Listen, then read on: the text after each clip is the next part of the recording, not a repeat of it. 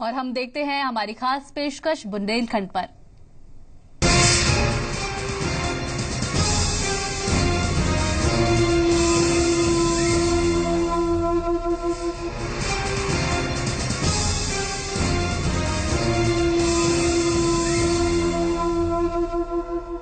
नमस्कार। जंगे अवध आज बांदा में। बुंदेलखंड में झांसी के बाद बांदा सबसे महत्वपूर्ण जिला माना जाता है राजनीतिक तौर पर भी। नसीरुद्दीन सिद्दीकी जो बहुजन समाज पार्टी के बड़े नेता हैं, इसी क्षेत्र से आते हैं। 4 विधानसभा की सीटें हैं, 2 पर कांग्रेस का कब्जा है, 1 पर समाजवादी पार्टी और 1 पर बीएसपी का कब्जा है। हमारे साथ बांदा की जनता और यहाँ के तमाम प्रतिनिधि मौजूद हैं। इनसे चर्चा करते हैं बांदा में किस तरह का माहौल है, बांदा की क्या जरूरतें हैं। समाजवादी पार्टी से इसकी हम शुरुआत करेंगे। सबसे पहले आप हमें बताइए कि 4.5 पौने 5 साल हो गए, अब तो सरकार का कार्यकाल खत्म हो रहा है। बांदा के लिए आपकी सरकार ने, आपके यहाँ के स्थानीय जनप्रतिनिधियों ने क्या किया है?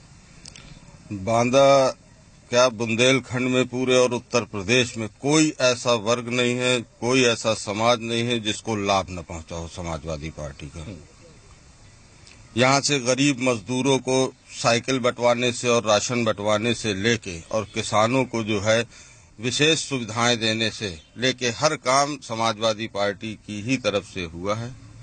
और आज तक जो भी गवर्नमेंट रही, इस तरह की योजनाएं कभी कोई नहीं चला पाया। बांदा के लिए हमें बताइए, ये तो प्रदेश भर की योजनाएं हैं, सब जगह चलती हैं। बांदा का मेडिकल कॉलेज अधूरा पड़ा था, उसको पैसा दे के पूरा अखिलेश जी ने जो है 75% पैसा बांदा के लिए मेडिकल कॉलेज के लिए इतना बड़ा मेडिकल कॉलेज की शुरुआत कराई। सड़कों को भी मरम्मत बनवाई जी। और यहाँ के लिए रोडें, डैम।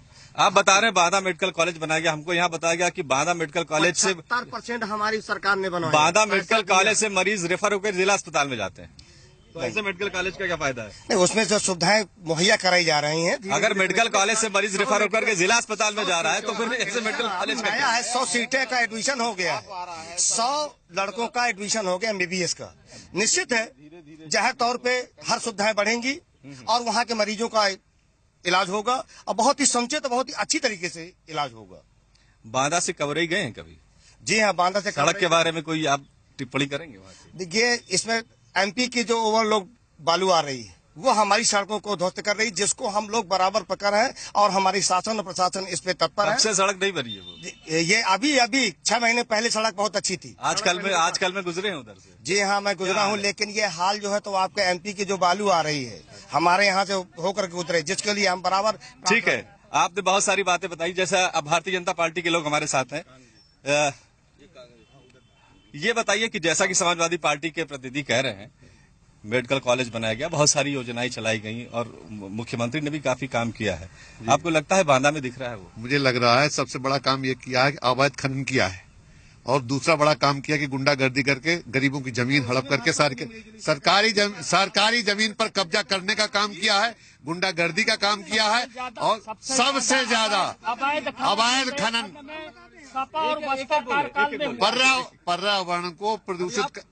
पर्यावरण को खराब काम करने का काम किया है, गुंडागर्दी का काम किया है। मेडिकल कॉलेज तो बनाया ना, ये तो इतना तो मानिए। मेडिकल कॉलेज अगर होता तो जैसा आपने बताया और पूरी जनता बता रही कि मेडिकल कॉलेज किस काम का, बिल्डिंग तो बहुत पहले से बनी हुई थी, डॉक्टरों की पोस्टिंग नहीं हुई है, दवाई नहीं हुई है वहाँ। खुद कह रहे हैं कि भ्रष्टाचार हो रहा था। अगर 6 महीने से रोडें उखड़ रही थी, सब हो रहा था, इनके DMSP क्या कर रहे थे?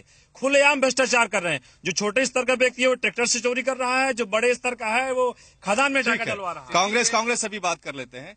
बताइए, जो बताया गया समाजवादी पार्टी की तरफ से कि बहुत सारी योजनाएं आई, बांदा में कुछ दिख रहा है?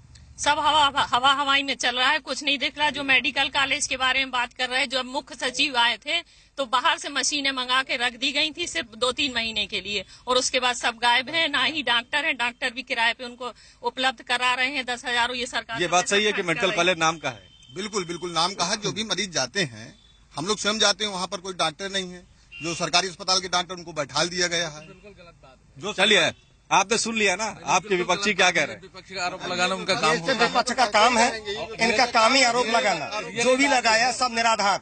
6 महीने से अगर सड़क खराब है, अवैध खनन हो रहा है, ओवरलोडिंग हो रही है, तो ये रोकना तो सरकार का काम है। पूछिए ना, देखिए कितने ट्रक सीज किए गए, कितने ट्रैक्टर सीज किए गए, ये काम हो रहा है। बिल्कुल निरंतर जो है पैनी नजर रखे हुए हैं और हमारी गवर्नमेंट ने बिल्कुल अवैध खनन के लिए रोक लगा दी है, जिसपे हम लोग तत्पर हैं और हमारे यहाँ बहुत ही अच्छे ढंग से काम हो रहा है। ठीक है, सरकार खत्म होने के 4 दिन बचे हैं, गिने 4 महीने, तब इनको अवैध खनन आप दिखाई दे रहा। अभी 4 साल तक इन्होंने खुलेआम अवैध खनन किया है और आप देख रहे हैं कि कितने ओवरलोड चल रहे हैं, अभी व्यापार चल रहा है। और ये जो है ये मिलजुल के आपस में, केंद्र में भाजपा की गवर्नमेंट है, यूपी में सपा की गवर्नमेंट है, ये दोनों दल आपस में मिलकर के चोरी करवा रहे हैं और ऊपर एक दूसरे के आरोप लगा रहे हैं। एक ही सिक्के के 2 पहलू हैं। कांग्रेस क्या करेगी? चलिए, कांग्रेस आने वाले समय में, जो कि आपने देखा हमारी सरकार रही, हमने किसान का कर्ज माफ किया।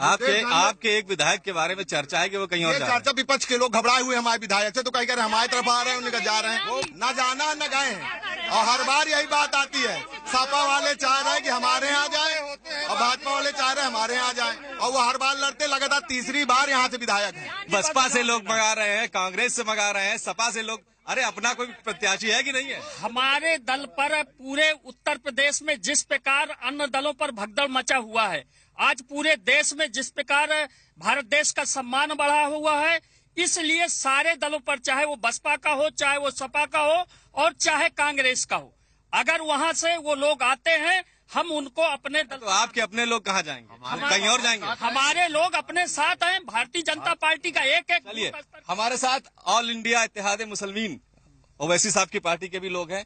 क्या कुछ लग रहा है उत्तर प्रदेश में आपका भविष्य? बिल्कुल लग रहा है। समाजवादी खाली भाजपा को फायदा पहुंचाएंगे? नहीं, समाजवादी पार्टी ओवैसी साहब को यहाँ पर उत्तर प्रदेश में किसी भी हालत में घुसने नहीं दे रही। क्यों? क्योंकि उनको अपने मुस्लिम वोट। बांदा से कोई प्रत्याशी तय हुआ है? लड़ेगा? अभी प्रत्याशी तय नहीं हुआ, लेकिन प्रदेश अध्यक्ष शौकत अली साहब से बातचीत जारी हैगी। वो कोई न कोई प्रत्याशी उतारने की भी बात कह रहे हैं। और रही अवैध खनन की बात, जो भी मुद्दा चल रहा था, तो ये भाजपा और सपा की नूरा कुश्ती का खेल चल रहा था। रमजान माह में मेरे ही नेतृत्व में मर्दन्नाका चौकी के सामने मैंने 10 ट्रैक्टर पकड़े थे अवैध बालू खनन के, जो कि सत्ताधारी पक्ष के द्वारा चलाए जा रहे थे।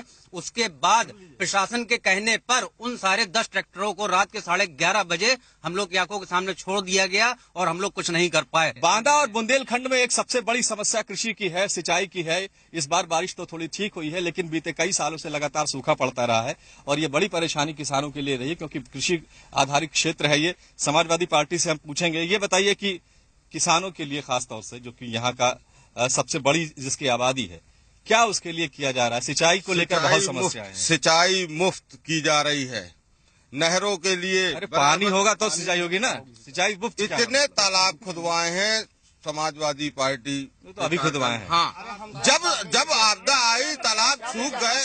आपदा बहुत आपदा जब आई, पानी सूखा तो हजारों की तादाद में तालाब खुदवा दिए किसानों की सुविधा। आप कुछ कह रहे थे जी? जहाँ दैवीय आपदा की बात कर रहे हैं, तो ऐसा है केंद्र को कोई भी अगर मंत्री आए हो इस बुंदेलखंड में दैवीय आपदा में, तो भाजपा सर उठा के बात करे। अब भाजपा तो पहले अपने ग्राउंड देखे ना, इतना भ्रष्टाचार किया कि भाजपा के लोग इसके खिलाफ